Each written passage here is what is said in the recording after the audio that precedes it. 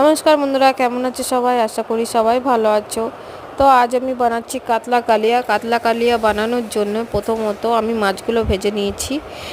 মাছগুলো ভেজে নেওয়ার পর ওই তেলের উপরে আমি দিয়ে দিচ্ছি গোটা গরম মশলা আর শুকনো লঙ্কা ফোড়ন আর তেজপাতা, আর উপর থেকে আমি দিয়েছি বেটে রাখা মিশ্রণটা। বেটে রাখা মিশ্রণের মধ্যে আমার পেঁয়াজ, আদা আর একটু কাজু কিশমিশ এটা আমি বেটে উপর থেকে দিয়ে দিয়েছিলাম। তারপরে ভালো করে কষিয়ে নিতে হবে ধিমি আঁচে। আমার যতক্ষণ না তেল ছেড়ে আসবে ততক্ষণ এটাকে ভালো করে কষিয়ে নিতে হবে। যখন তেল ছেড়ে আসবে তখন বেটে রাখা যে মশলার সাথে একটু জল অ্যাড করে ভালো করে উপর থেকে দিয়ে নিতে হবে। দেওয়ার পরে আমি এবার দিয়ে দিলাম টক দই। টক দইটা আমি একটু মিক্সিতে গ্রাইন্ড করে নিয়েছিলাম। আপনারা চাইলে একটু ডাল ঘুটনি দিয়ে ব্লেন্ড করে নিতে পারেন। তারপরে উপর থেকে আমার যেই হোক সর্দি একটু লেগেছে বলে আমি তোমাদের সাথে ভালো করে শেয়ার করতে পারছি না কথাটা, যাই ক্ষমা চেয়ে নিয়েছি তার জন্য।